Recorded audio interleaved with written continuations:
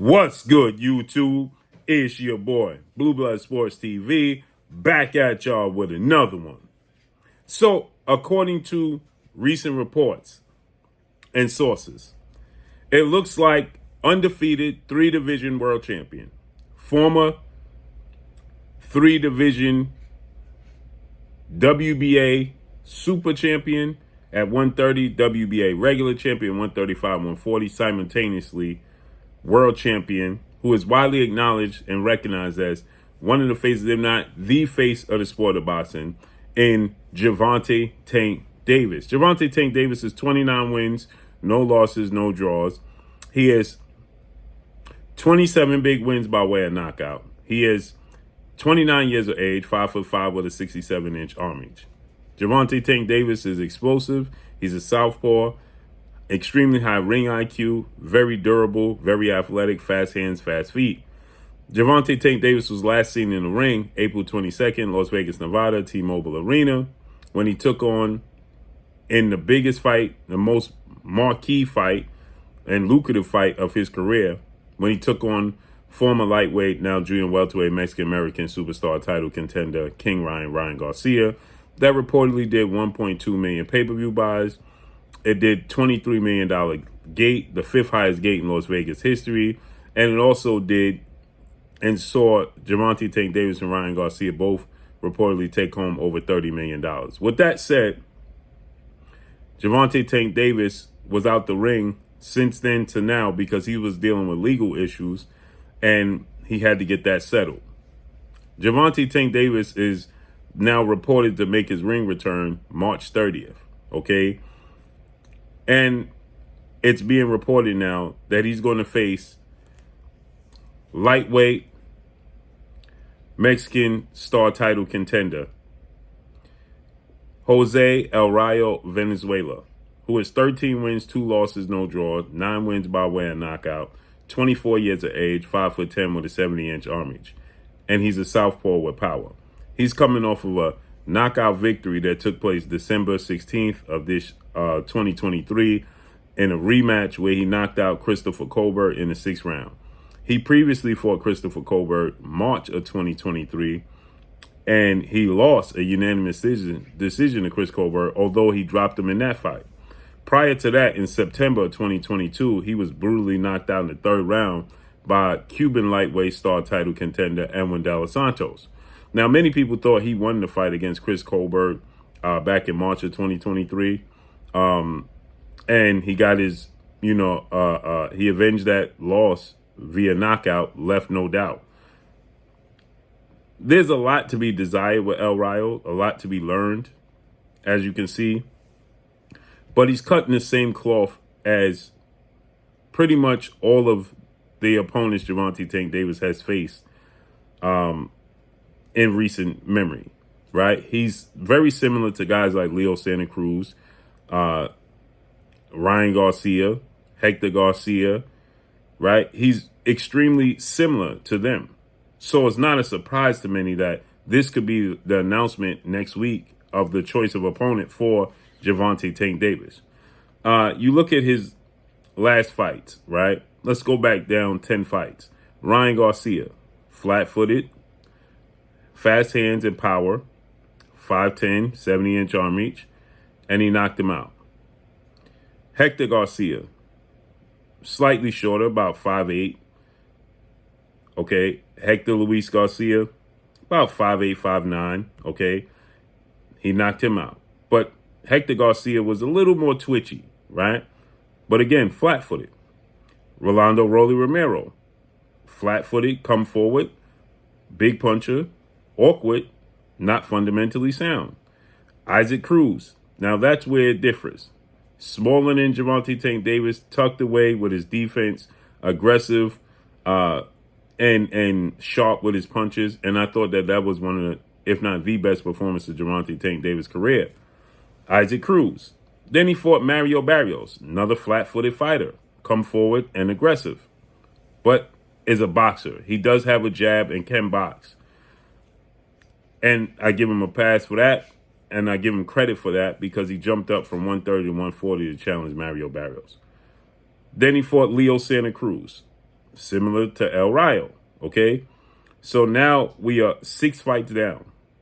Now you have Yoriokas Gamboa, who was not the same guy, but okay, was making his debut at 135.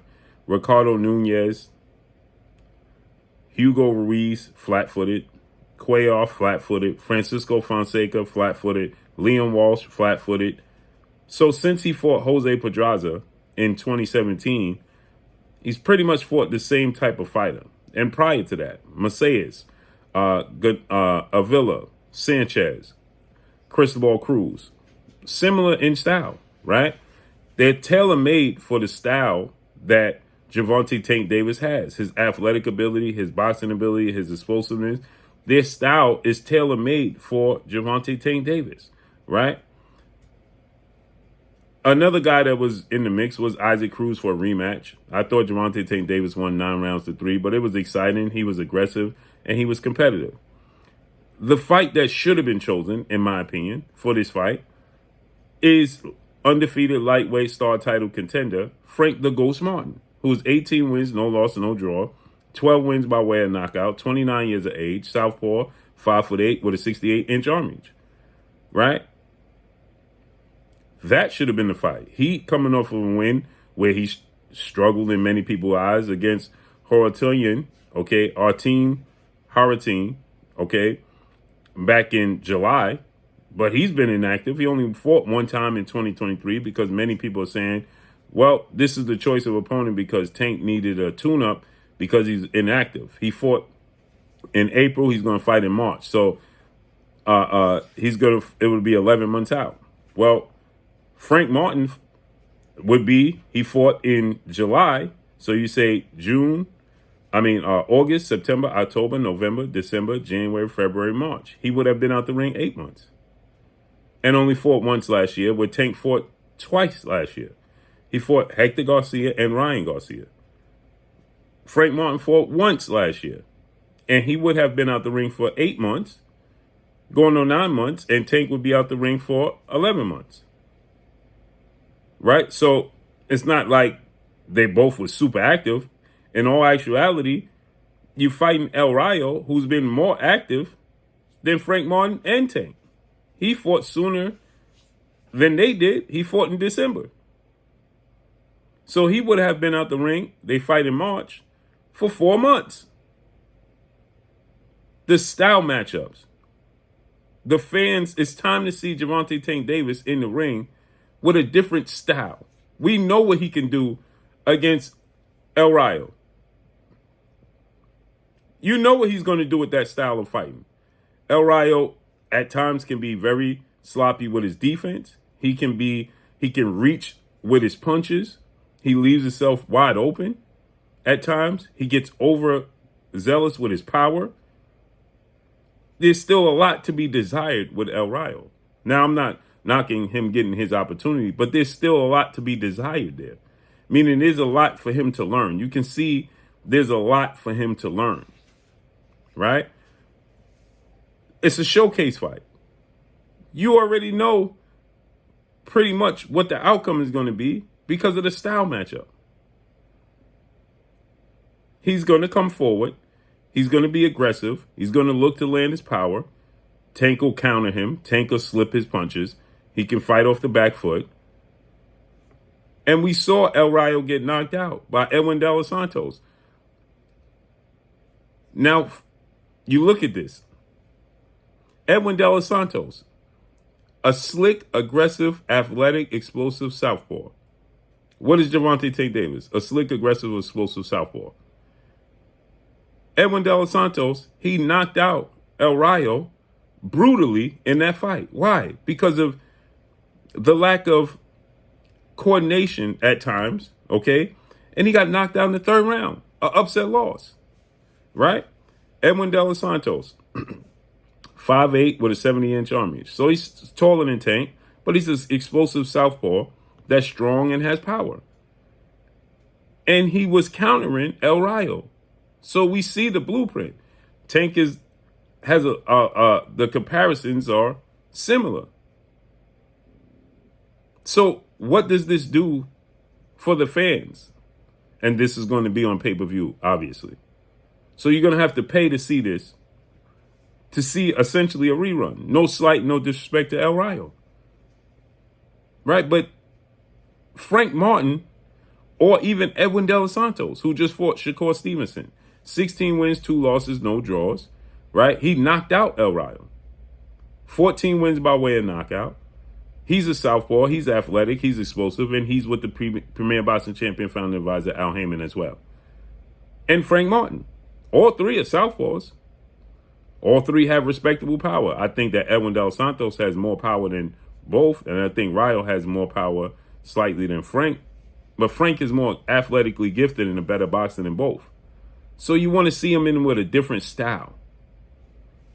But it looks like it's being reported it's going to be El Rayo. So let's see what the announcement is and who he's actually fighting. We're supposed to get an announcement on who's actually going to fight next week. Let's see who it is. But from what I'm being told, it's going to be Jose El Rayo Valenzuela. I was hoping that it was Frank the Ghost Martin. I would even rather see an Isaac Cruz rematch. But nonetheless, I just feel like El Rayo has a lot to learn and still a lot of experience he needs to garner. So let's see how this unfolds. But that's all I got for y'all, man. And another thing is El Rayo beat Chris Colbert, who came up from 130.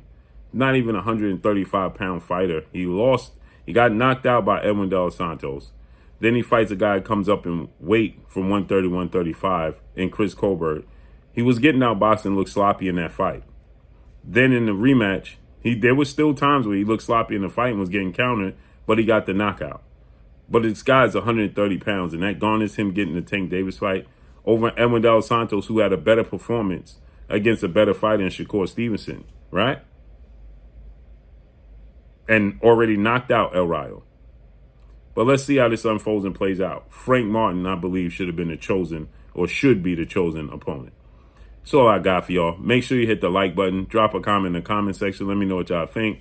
Y'all already know what it is. It's your boy Blue, Blue Blood Sports TV. Hate, like, comment, and subscribe. If you haven't subscribed, hit the subscribe button, hit the like button, hit the bell icon, and get all the new notifications. Follow me on Instagram at Blue Blood Sports TV, all one word. That's all I got for y'all. I'm gone. Peace.